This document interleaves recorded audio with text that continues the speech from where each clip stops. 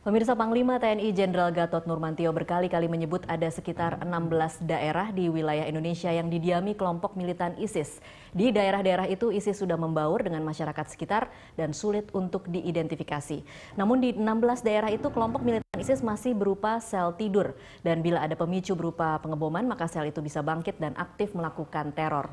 Untuk membahas tema ini telah hadir di studio kami Kepala BNPT periode 2010-2014 Ansyad Mbai dan juga anggota Pansus RUU Anti-Terorisme Dev Laksono. Selamat sore Mas Dev, selamat sore Pak Mbai, Pak Ansyad. Ya, terima kasih sudah hadir di studio kami. Kita akan coba mendengarkan secara lebih lengkap nih Pak apa yang menjadi pernyataan oleh Panglima TNI Gatot Nurmantio. Kita akan dengarkan terlebih dahulu pernyataan lengkap dari Panglima TNI terkait dengan adanya sel ISIS yang sudah menyebar di Indonesia. Saya sudah mengingatkan tentang pusat Islamic State Asia Tenggara itu ada di Filipina Selatan. 1,5 tahun yang lalu saya bicara. Kemudian pada November kemarin saya bicara di UI juga. Saya bersyukur bahwa Presiden Duterte menyatakan akan mengesampingkan HAM untuk melindungi rakyat dari teroris. November 6 bulan kemudian terjadi di Marawi yang selama ini tidak pernah terdengar. AFP mengkirakan di sana hanya 50-100. Ternyata sampai 600. Buktinya apa? Korban saja dari teroris udah 134 di sana. Karena berarti di sana yang tidak diketahui ada sel-sel ISIS yang tidur. Dari jumlahnya 50-100 tiba-tiba sampai 600 kan gitu. Nah, di Indonesia ada beberapa tempat, ada sekitar 16 tempat ya. Itu tempat ISIS juga yang sudah ada. Sudah bergabung dengan kita. Nggak bisa bedakan kan gitu. Nah, kalau kita tidak segera tutup pelarian dari ISIS yang ke Indonesia, maka sangat berbahaya. Iya, baik pemirsa, kita akan mulai perbincangan ini. Saya ke Pak Ansyad terlebih dahulu untuk mengetahui sebenarnya kalau kita mendengarkan apa yang menjadi pernyataan Panglima TNI, sudah seberapa menyebar dan berapa banyak sih sebenarnya infiltrasi ISIS itu di Indonesia, Pak Ansyad? Saya kira itu ya ini bagus ya. Kalau seorang Panglima sudah menyatakan itu kan artinya kepedulian ya terhadap situasi bangsa kita. Mestinya bukan saja Panglima, mestinya Ketua DPR sana juga ngomong ini.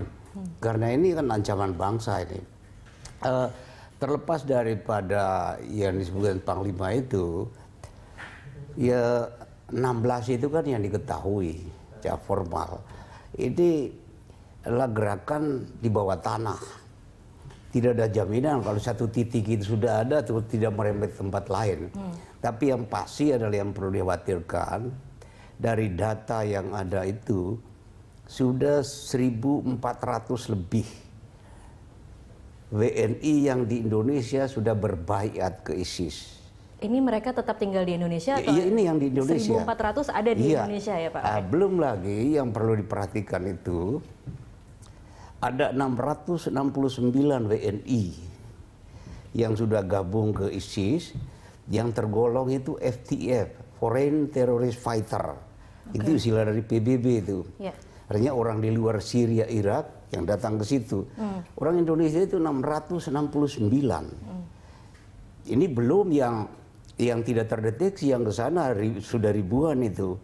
Belum lagi orang Indonesia yang memang bekerja di sana selama ini. Di Syria dan Irak itu cukup banyak.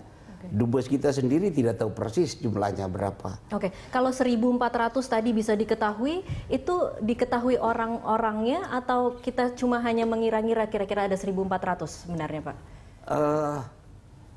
Mengira-ngira tidak juga. Jadi 1.400 orang ini sebenarnya kan teridentifikasi ya, terang-terangan, terang-terangan di satu tempat. Tapi tidak bisa dilakukan apa-apa karena belum melakukan apa-apa begitu ya. Bahkan ada yang di kampus, di gedung pemerintah mereka berbait ke ISIS, itu terdata di situ. Yang bahayanya adalah yang 1.400 ini dengan semangat begitu untuk berjihad, yang kembali dari 669 itu sekarang 87. 87 ini orang yang sudah pengalaman di medan tempur sudah kembali. Dari 89 baru 12-an yang proses hukum. Itu pun karena sebelumnya dia yang sudah DPO dalam kasus yang bersangkutan dengan terorisme ini. Nah sekarang kemana orang ini?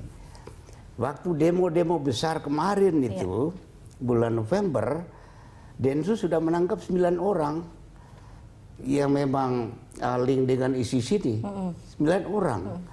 Jadi itu saya kira pernyataan Panglima memang harus ditanggapi secara serius di situ ya. Itu bukan asal ngomong itu. Bukan cuma nakut-nakutin begitu ya Pak? Ya. Itu bukan potensial lagi. Mereka sudah ada dan sudah bermain. Anda lihat bom Tamrin. Kemudian sesudah Tamrin mana lagi? Di Solo, Polresta Solo. Kemudian di Samarinda. Kalau yang kemarin terbaru di Kampung Melayu itu juga Bekasi, termasuk Pak? kemudian Bandung, Kampung Melayu. Itu satu seri semua. Itu semua itu link dengan ISIS. Dan itu jelas dikendalikan Baru Naim yang ada di Syria sana. Jadi itu sudah nyata, bukan potensial itu. Yang bisa dilakukan sebenarnya apa? Kalau seorang Panglima saja hanya bisa menyebutkan 16 dari daerah dulu tetapi tidak terus bisa terang melakukan apa-apa. ya BNPT ya saya sering appeal terang-terangan bahwa ini kejadian kita bahkan tahun 2015 itu saya pernah diminta oleh Bapak Menko Polhukam Pak Luhut waktu itu memberikan informasi itu saya presentasikan bahwa ini wake up call buat Indonesia. Ini rangkaian yang di luar negeri itu nyambung dengan rangkaian di kita. Dan jangan dikira itu yang bermain di Paris, bermain di Inggris itu jauh lebih hebat dari teroris yang dari kita. Tidak ya? Sama semua. Tingkatannya. Orang satu guru, satu ilmu, satu pengalaman dan jadi nekat. Kampung Melayu dengan yang di Manchester tuh sama sebenarnya. Dan nekatnya sama.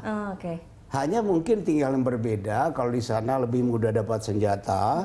Kalau di sini ya baru segitu. Tapi segitu juga kan mematikan orang. Mematikan orang, iya benar sekali. Oke, saya geser dulu ke Mas Dev. Mas Dev, kita kan sudah tahu nih datanya 1.400 dan kayaknya kalau dari pernyataan Pak Ansyad, ini sebenarnya data lama yang kita sudah ketahui, tapi kemudian Panglima tuh hanya mengingatkan kembali bahwa ada sekian banyak yang tertanam di masyarakat, menyebar, kita tidak tahu, kita bisa identifikasi, tetapi tidak bisa dilakukan apa-apa karena tidak ada aksi kriminal yang dilakukan.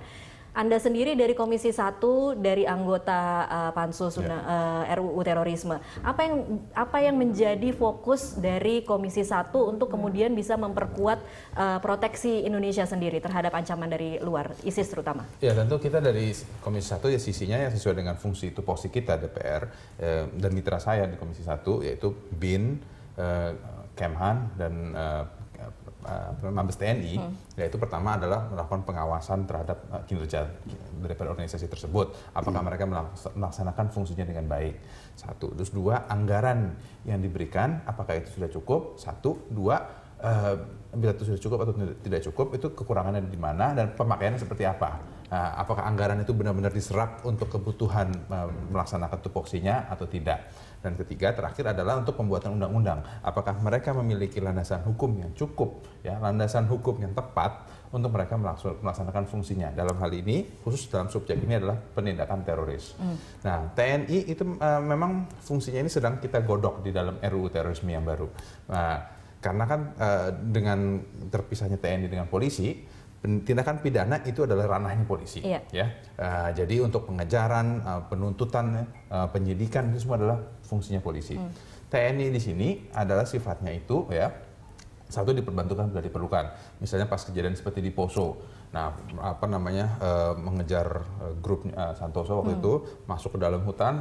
Polisi tidak memiliki peralatan yang memadai untuk guerrilla warfare. Jadi dibutuhkan dikirimlah raiders. Akan berubah tidak fungsi itu di RUU yang baru? Nah, di dalam RUU yang baru, di dalam RUU yang sekarang ini, TNI itu tugasnya tertulis hanya diperbantukan, tidak definisi jelas.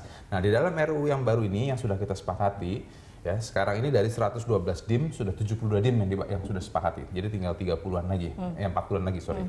Nah, yang fungsi TNI itu dipertegas kembali sesuai dengan Undang-Undang TNI. Ya.